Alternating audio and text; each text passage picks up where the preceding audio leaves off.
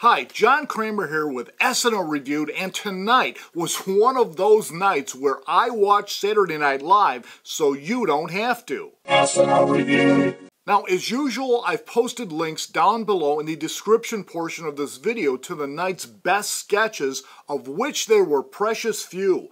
Bruno Mars was the host and musical guest on tonight's show, and while I'd have to give him high marks for his hosting job, there really wasn't a lot on the show tonight that was very memorable, with the glaring exception of the Presidential Debate Parody they opened the show with. Now, if you watched the actual second debate between President Obama and Mitt Romney earlier this week, it should come as no surprise to you that SNL seized on the obvious dislike the two men have for one another and ran with it. Watching Jason Sudeikis and Pharoah go after one another as the two candidates was a lot of fun, and it was one of those rare political sketches which should please supporters of both candidates.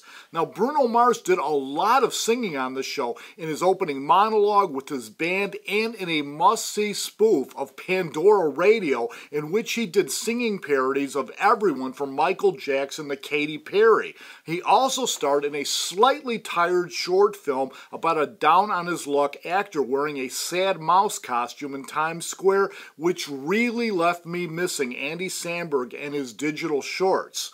Now, for the first time in a long while, Seth Meyers and Weekend Update were nothing special. Stefan made an appearance, which was great if you're a fan of the character and enjoy watching Bill Hader crack himself up. I was particularly disappointed by a bit Seth Meyers did called Debate Prep Do's and Don'ts, which just wasn't especially funny, nor was the series of Brad Pitt's Chanel No. 5 commercial parodies which they ran throughout the show. I mean, sure, Taron Killam does a really good Brad Pitt, but other than a reference to dog condoms, there really wasn't much there. Although I do give them a lot of credit for ending the night with the return of Underground Records, hyping an event called Donkey Punch the Ballot, which packed more jokes in the 60 seconds than they did in the previous 60 minutes of the show.